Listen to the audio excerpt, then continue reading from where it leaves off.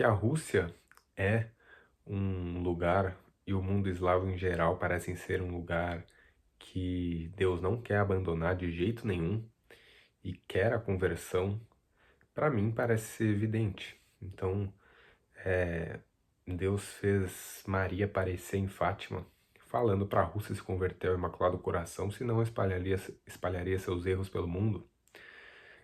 Deus escolheu dois santos gigantes, dois exemplos de homens que São Metódio e São Cirilo, para evangelizar o mundo eslavo. São Metódio, que eu já mostrei em um vídeo anterior, que ele era ultrapapista, a favor de Roma, falava que sem Roma não há concílio. Enfim, vou deixar o link desse vídeo. Mas os senhores sabiam que nós temos um santo ex-ortodoxo eslavo que se converteu ao catolicismo romano, né? Ele virou melquita, católico ruteno, ali na época da União de Brest, que essa união era a submissão de algumas igrejas ortodoxas ucranianas ao Santo Papa de Roma. E São Josafá, ele foi um desses a se converterem, um grande santo para nós. E ele veio de família ortodoxa. Então aqui hoje eu irei tratar da vida dele e como ele foi martirizado, ele foi assassinado por ortodoxos. Eu irei mostrar aqui como foi a sua vida heróica. Então, como o contexto já foi dado, São Josafá ele nasceu nesse período aí da União de Brest, que foi dividido entre dois grupos, né, os uniatas e os que perduraram o cisma. O líder dos cismáticos era Melétios, e uma das vítimas dele foi realmente o nosso santo, São Josafá. Vou contextualizar antes a vida de São Josafá. Ele nasceu, né, ele tinha uma descendência nobre, uma ascendência, né, que são os rutenos. O pai dele, apesar da sua ascendência nobre, ele foi comerciante grande parte da vida e depois virou vereador. São Josafá, ele sempre foi aquele sujeito nerd na escola, sabe? Então ele realmente era muito, muito, muito destacado na escola. E logo na sua juventude, quando ele terminou a escola, ele resolveu ir para um mosteiro basiliano.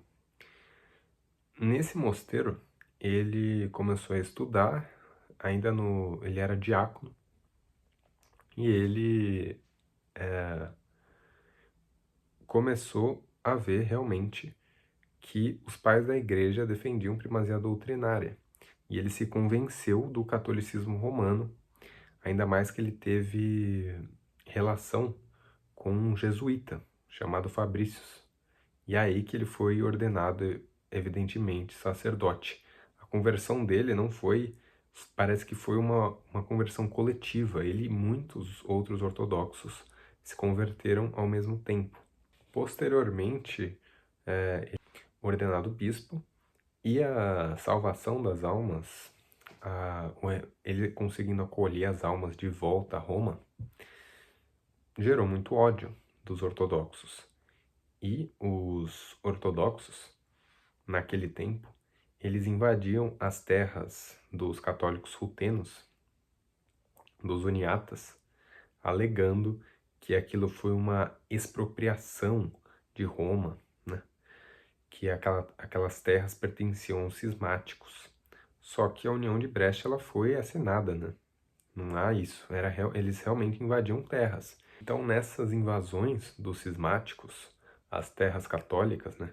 Porque eles estavam loucos que o mundo eslavo estava realmente tendo conversões em massa para a Igreja Católica Romana. Então, eles invadiam e eles muitas vezes afogavam, né? O que é mais relatado é isso, é algo muito específico, afogamento.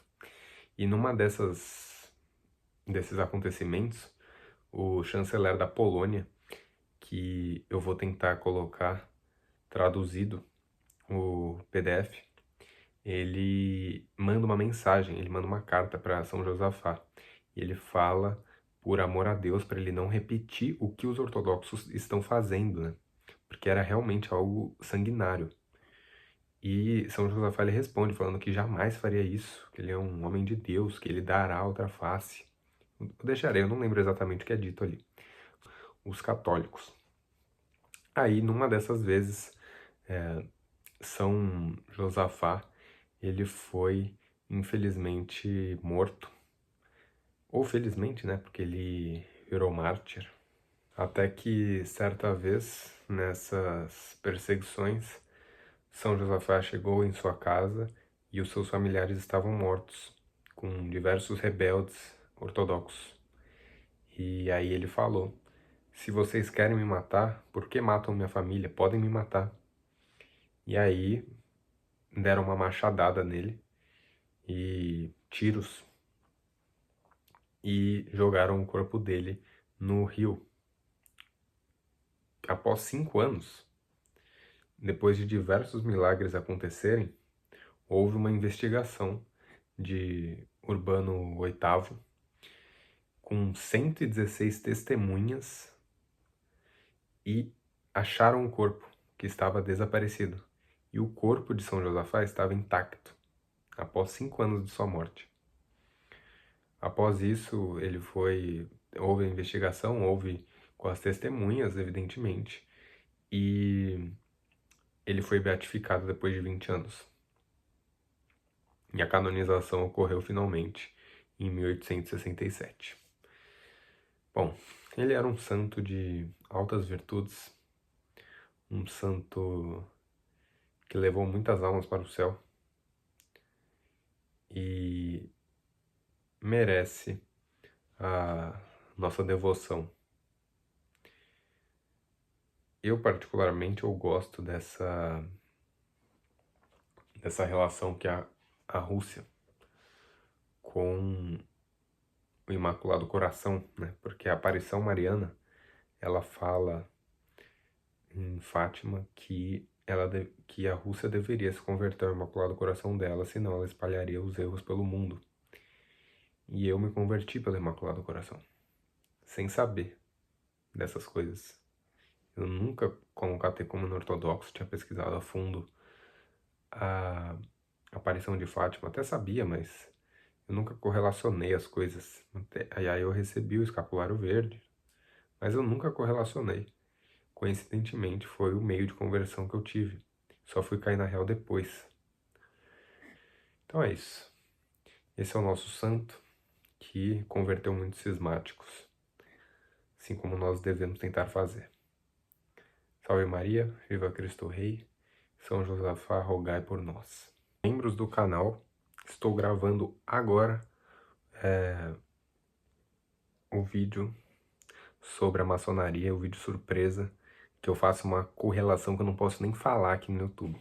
Melhor não falar, porque se eu falar essa palavra, eu acho que é ban instantâneo. Então, só os membros saberão mesmo.